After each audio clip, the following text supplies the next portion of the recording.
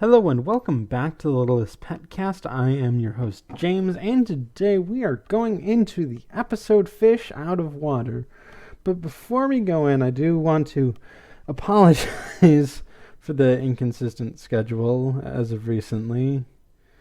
Just life happens, and recently my mental health has been tested a lot.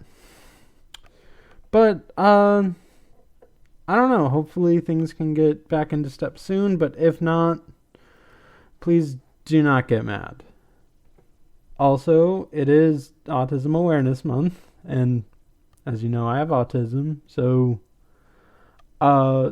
just be there for people with autism. Just hear them out. That's what they want more than anything. At least that's what I want more than anything. But you're already hearing me do a podcast in which I'm, talking. But just listen to their concerns, help them if they need help, but don't help them if they don't want it. It's basically that simple. So anyway, on to the episode. So at school, Blythe passes by Josh and says hi, and Josh says hi back. Blythe then excitedly goes to young me, and they gush over the fact that she had a casual conversation with Josh. Oh, this gets me. This young romance. Young me says to do it again, and Blythe says she has to lap around to make it seem cash. Oh, this thing is only gonna get better from here. So, she does the lap. And then she asks, what's up? And Josh says he's got a job. And then Blythe meets up with young me again, and they get excited again about how well this is going. Young me says that now she has to ask where he works, and then say, oh, I go there all the time. We should hang out sometime. And then Blythe does a few more laps. And in her speech, she stumbles into the trash a bit, but Josh waits for her to talk. Oh dear. They make such a good potential couple. So Blythe picks herself off and asks where he works. And Josh says he works at Largest Ever Pet Shop. And as Blythe is about to go into the rehearsed line about how she goes there all the time, although she does go there more often than you'd think, just not always for the reasons of being there. Yeah, Josh might have seen her there at the news when they accused her of stealing, and it turns out that illegally no one stole anything. I just can't. I just realized that legally no one stole anything, even though stuff from the trash went missing. Oh, this is so good. But then when Blythe hears that he actually works at Largest Ever Pet Shop, she freaks out. Josh says he better hurry because he doesn't want to be late for his first day. And Blythe is very shocked. Okay. Oh man, this is too good. I love this. I love this for what it is. I'm gonna stop right now. I need a minute. So, back at the pet shop, Zoey is doing a monster truck rally voice, announcing something like, ladies and gentlemen, pets. It's delightful. And she's announcing that Minka is daredeviling and everyone is excited. And Zoey says that she's gonna jump over Sunil, and we see the ramp and the pit, I think, the valley. What is the technical term for the hole that like daredevils would like jump over on a thing. I don't know. But Sunil's in there. But then says, that's what she thinks, and then leaves. But Minka does the jump anyway, and everyone cheers. And Russell, who is the mechanic of this, comes up and congratulates Minka on the scoot board. Right, it's like a board with like a... Isn't that just a scooter? It has like all of the space of a skateboard, but it has the handlebars of a scooter. So that's what a scoot board is. Saying that it was a good idea to use banana wax to grease the wheels. And I mean, that's a cheap joke, but whatever. It's not bad. There certainly have been worse jokes, and for the price of cheap, it's fine. Oh God, I forgot. But Minka says that she wants to jump something like real daredevils, like a row of buses or a shark. And then Russell says, "You're ready to jump the shark?" Oh dear. Oh dear. And asks where we would find one. And then a goldfish says hello in a monotone voice, kind of like that. They ask where he came from, and he says Mrs. Trombley wheeled him in while they were having fun. So Neil taps on the glass, and the fish asks him to stop. So he introduces himself as Goldie, and the pets ask if he wants to play tag or hide and seek or jump rope. And Goldie says that he's limited in mobility, which is a shame because he's an actual thrill seeker at heart. Like, that's what he says. That seemed very awkwardly put, but I'm gonna roll with it. So the pets get the idea for him to be the shark that Minka jumps, and we cut to that jump, and like Zoe's re-announcing everything, and she introduces Goldie as the shark, and Goldie goes roar at the beginning, and then Minka does the jump. And then Goldie said he had fun, but he doesn't sound like he had fun, and the pets ask about that. He says he didn't really do anything and wants to move around like you guys. And Russell has an idea for that as a mechanic. But we cut back to Blythe and young me walking either home or to work, probably to work, even though that's Blythe's home as well. We don't actually know where young me actually lives. But she works around the corner from Littlest Pet Shop. And Blythe is freaking out about Josh and what the Biscuits are doing. She says she doesn't care, but she clearly does because she keeps mentioning it over and over again, to the point where, like, young me is asking about math homework and Blythe is ignoring her completely. And she thinks that the twins have tricked him somehow, or using him in some way, or they have his skateboard hostage. Blythe reiterates that she absolutely does not care. And then young me, sick of this, like, says that for your sanity and my math homework, just check it out. And Blythe is like, yeah, you know what? I will. And then young me says, maybe Sue knows what the math homework is. Which, I mean, okay, just a little point of contention here. So, last episode, Feud for Thought implied that young me's parents were aggressive about her, being a good student. And I guess they are, but this seems like young me is a little too relaxed about her math homework.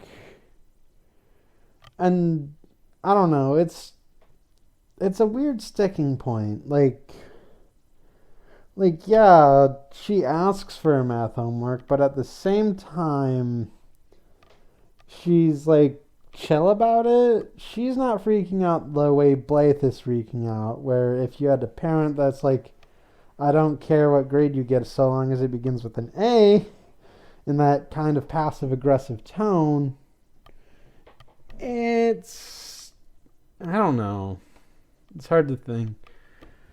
So, Blythe at the store tells Mrs. T that she's taking Minka and Zoey out for a walk. Minka asks where they're going, and Blythe says that it's a secret mission and asks if they're bad enough dudes to rescue the president. No, I mean, she just says it's a secret mission and asks if they're up for it, which, they seem to be. So, in the shop, Russell and company have fixed up Goldie with a fish mobility device, which is just the scoop board without the handles and a pseudo cage for Goldie's bowl. So Goldie says that he's very emotional about this, and Penny asks exactly which emotion. So then Russell instructs Goldie, saying that it hasn't been tested yet, but if Goldie follows his instructions, he should be fine. Just, we will get you moving, just press up against the bowl in either direction to turn that direction. Russell starts him off, and Goldie is about to hit Sunil and is instructed to turn right.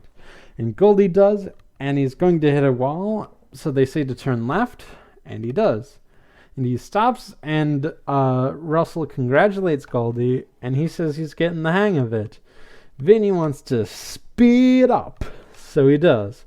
Russell says that it isn't a good idea, and then Vinny asks, what could possibly go wrong? What could possibly go wrong? So just then, Goldie leaves the play area through the pet door, and the pets chase him. Goldie leaves the store and barrels off down the sidewalks, and the pets can't quite catch up to him. Russell says that could go wrong. So, in front of the largest ever pet shop, Blythe is nervous about coming in and is going back and forth between the two, opening the sliding doors each time. Blythe says she doesn't exactly like the idea of spying on Josh. Zoe says not to think about it like a spy mission. Think about it as just checking up on a friend because you're concerned. And as Blythe is deciding and keeps going back and forth, Josh sees this, the opening and closing, and gets a bit concerned. Blythe is like, I should check it out. But then again, it is underhanded. But she just wants to save Josh. And that's that. And then Josh comes up and asks if she's coming in. Blythe nervously says yes, and she's deciding whether or not she needs a cart, and then gets a cart. It's so awkward. I love it. So, the rest of the pets are still chasing Goldie, and Goldie crosses traffic safely, only to crash around a corner. The pets are concerned, and they go to the crash site, and they see that Goldie has fallen into the sewer. We will get to the technicalities of that in just a moment. And Russell says that next time you should install brakes. So, at largest ever pet shop, Josh is doing work, and Blythe is following him to check up on him. She then runs into the Biscuits and almost hits them. Blythe says, I didn't see you there. And then Brittany says, you never do. Which, okay, you guys teleport. Don't move the goalposts on me. We can't see you because you bend time and space at your willingness. You can't expect everyone to do that. And you know what? You don't expect everyone to do that. You just want to annoy Blythe. Which, I mean, you're good at doing. So, the Biscuits ask what she's doing here, and Blythe says that she's shopping. They also ask her to take her pets out, but Blythe asks why can't pets be in a pet shop? And they keep questioning Blythe about her suspicious behavior until they see Josh. They then rush over to compliment Josh. Josh says thanks and that he's carrying out the trash right now, and the Biscuits offer to go with him and move it themselves. But they can't use their strength power more than once a day, and they don't deem it necessary here, and they don't want to waste it, I guess. Josh carries it off while dragging Whitney, and Brittany follows. Blythe is confused over their behavior and decides to follow. To save Josh. And Zoey and Minka are like, sure. So they go to the door to the outside, but they're inside, and they peer through the window to the garbage dumping area. And Blythe sees the Biscuits asking Josh to help them move stuff because he's so strong. And Blythe comes to the horrifying realization that the Biscuits like Josh and gets sad.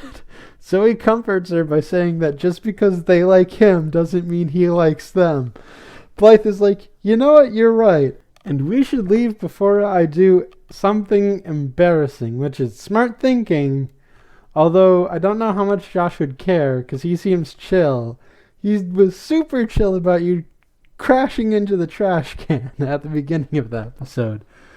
But Zoey suggests to take a look at the pet fashion here. Minka says that we should take a look at their fall line, and by that I mean clothes to look good in when I fall. And she falls. Blythe says that that's a good idea, and then says, it's a good idea to keep an eye on, and then she hears the Biscuits giggling, and then finishes, the competition. Oh, that's so good. That gets to me, So, Russell has opened up the storm drain and wants to pursue Goldie.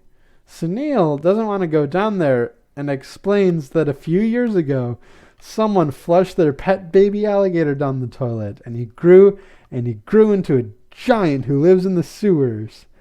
We will get to that. Russell says that that's a myth, which, Russell, come on, you believed in a myth. Don't go deriding someone because of that.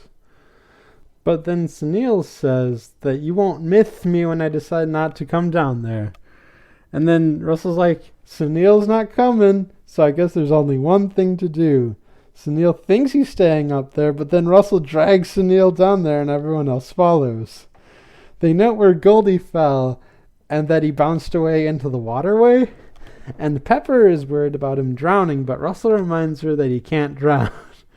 Penny says that she doesn't like it down here, and Pepper concurs, saying that it's dark and smelly and that no one can live down there.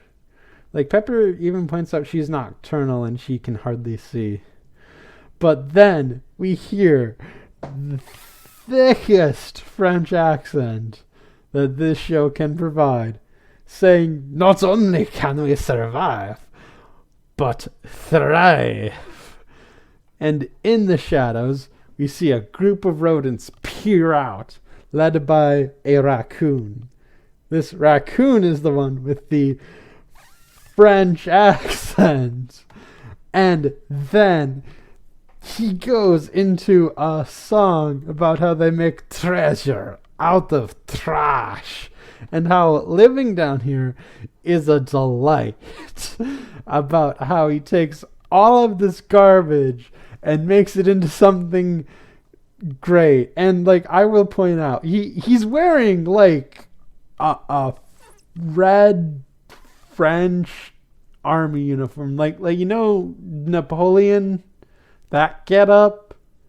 It's that but red. And he has a hat. It's a paper hat, but it's very like almost offensively French. And he lives in the sewers. And like everyone else joins him except for Sunil, and they embrace the whole treasure out of trash mentality.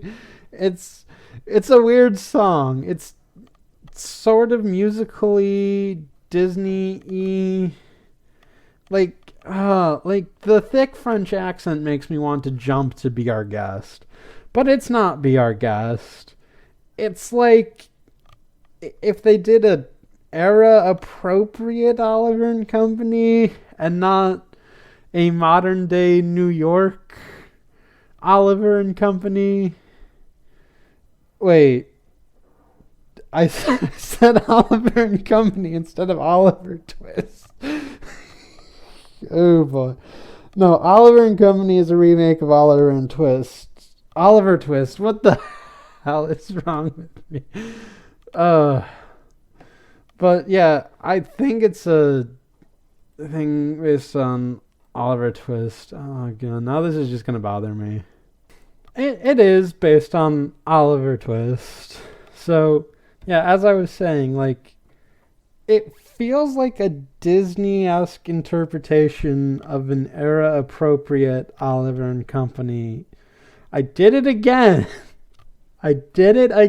Oliver and Company is just a better name. And also, I watched that movie a lot as a child. I should probably watch it again. I don't remember a lot of it. But it was good from what I can remember. If they met, you get my point. I hope you get my point, because this is going to stall the episode. So Sunil says that in the time it took to sing that song, we could have been searching for Goldie. And the rest of the pets agree. And the raccoon, whose name is Lamask, according to Wikipedia, at least, because, like, it has his name, even though I don't think they say his name in the episode. So, Lamask says that I think that's the only way to follow the current is by water. So Sunil is ready to give up, but Russell says that song wasn't a waste of time and that we can use what we have to make the best out of it. Russell then notes that some burger wrappers are waterproof on one side, so we should gather them and make boats. Plural boats, not one big boat that they can all go in. So they have their boats ready now, and they begin their voyage. And Sunil is concerned about how they're going to get back, and then freaks out when the alligator crosses his mind. Russell still says that that's a myth, and then Sunil says that you won't myth me when I'm gone. Meanwhile, Minka and Zoey are looking at the fashions, and Zoey doesn't like anything. Blythe, also looking, says that there's nothing here to worry about, so let's go. She then hears Josh say, "I'm back, I brought lunch," and she continues to eavesdrop. Now, he's in the aisle next door, and she's hearing him between the divider things. I guess they have walls and not. So Josh says all these positive things, is stop kissing me, you guys are cute. And then Blythe is very upset and decides to leave, and she cries, saying that this is the worst idea ever. And then Zoey decides to exact vengeance on the Biscuits and goes over to bark at them. So she and Minka go, and Zoey starts barking, only to find that Josh wasn't talking about Whitney and Brittany, but Cashmere and Velvet, and gets embarrassed. Josh asks if they were with Blythe, and Zoey and Minka run off. The sewer crew keep searching for Goldie. They run into a shadow and they think it's Goldie, but it turns out to be the Mythical Alligator. He roars and everyone screams. He then calms down and he turns out to be a very polite Canadian alligator. Are they just implying that the sewers are Canada? Because we have Canada, and then French Canada with Lamask. French Canada and the rest of Canada. And Sunil is glad to be alive, and Russell says, I thought you were a myth. And then the alligator says, actually, I'm a mythter. Which I find amusing. Anyway, he then says he thought they were trash and that he compacts it down here and brings it to the dump. The pets ask if he's seen Goldie, and the alligator sees Goldie as they ask, and Goldie continues down the current. The alligator says that that's bad because it goes to the water treatment facility. The pets ask, and the alligator explains that it's bad because there's high-speed fans. The pets keep not getting it until he just outright says it'll chop them up good. So, fun fact, they say storm drain throughout the episode, and there are a few things off about that. So, from what I've looked up, a storm drain doesn't have a water treatment function. And it isn't meant for all of the trash that Lamask makes treasure out of. And, like that's the sewer's job. A storm drain is just for stormwater, and that's it. A sewer gets all that nasty stuff. And that gets, water treatmented.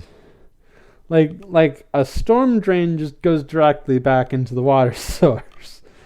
Although, since we do live in Al Gore's ice drop future, we could also live in the time where storm drains do have this function, because storm drains probably do get more than stormwater, even though it's not supposed to. It just does. So outside of Largest Ever Pet Shop, Zoey and Minka come out yelling the good news that Josh was just talking to the chinchillas, and the chinchillas were kissing Josh, not, actual human kisses. Blythe, who had been moping, perks up and then decides to leave before anything happens. But Josh comes up and says he was worried about the pets and wanted to make sure that they got to Blythe. Josh then asks about chinchilla twigs. He says he has some chinchillas in the store and that they need them too, and Blythe completes the phrase, file their teeth down. Josh is impressed and wants to know where he can find some because Largest Ever doesn't have any. Blythe says that Littlest Pet Shop does, and Josh asks if he could walk with her to the Littlest Pet Shop, and Blythe says yes, and Zoey and Minka exchange a look as they go. So, funny thing then, the Biscuits have to go to Littlest Pet Shop, or at least another store, to care for their pets. But you know what? I think they put Francois up to it, and he goes to the Littlest Pet Shop out of spite, which is a bit funnier.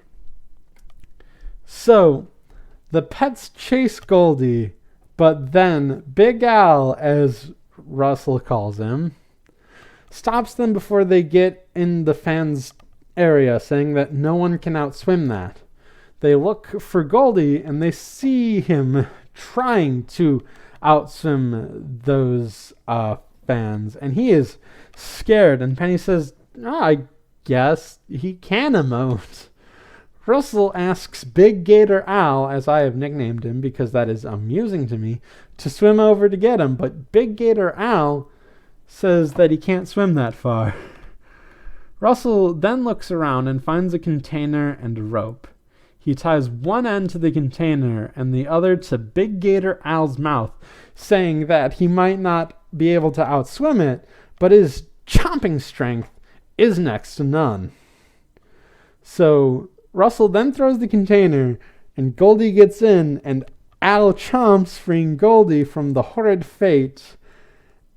And then, back at the pet shop, they miraculously have gotten back to the pet shop. Goldie's explaining how much he liked the openness of the sewer/storm drain, and he thinks he saw a whale. So wait, if he saw a whale and the sewers are a metaphor for Canada, does that mean that he saw this show's version of Pat Stares At and formerly of the Super Best Friends?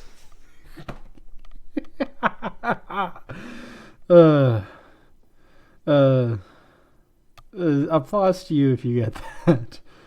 But Goldie is comforted by the coziness of his own bowl after all of that. Penny comes in and says that his owner is here.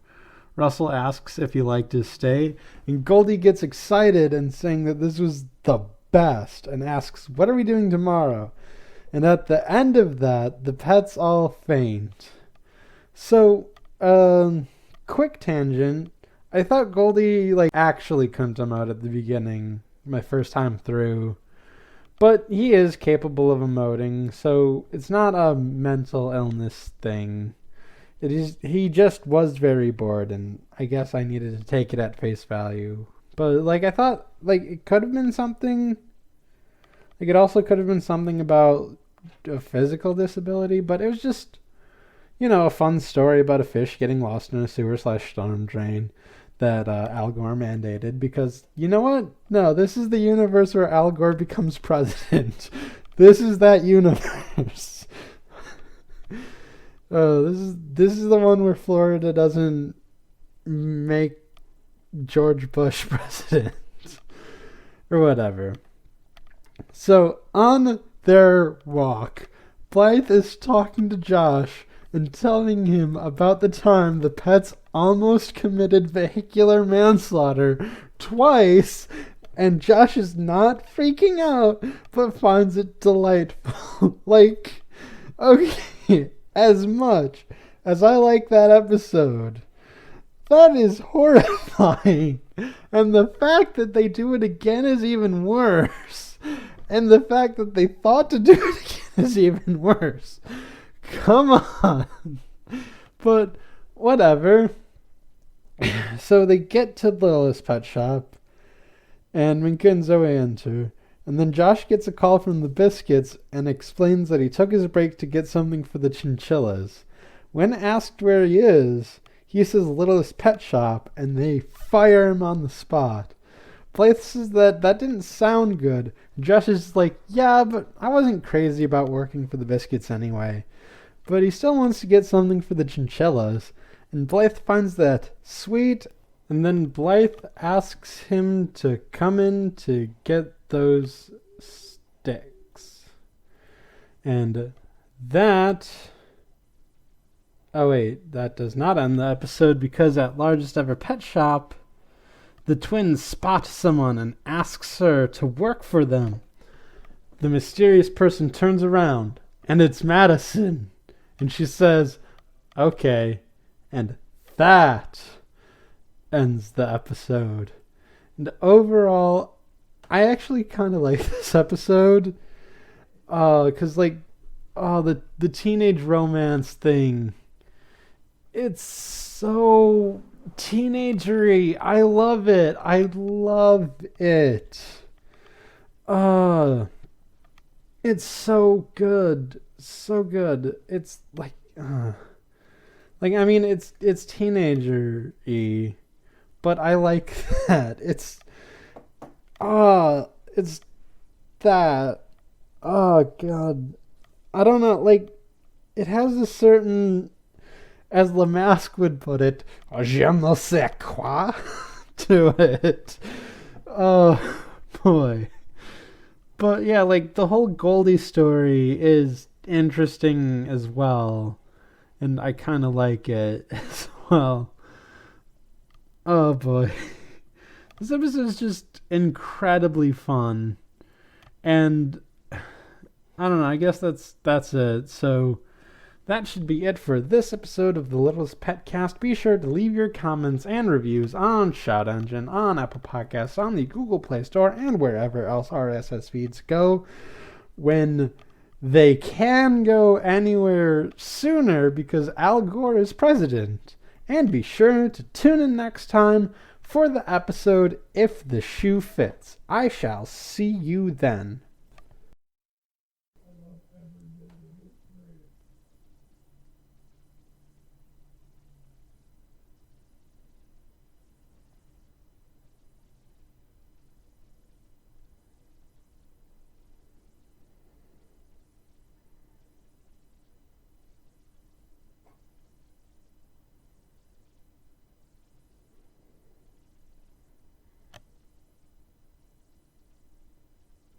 Marco! Polo! Fish out of water! Dad!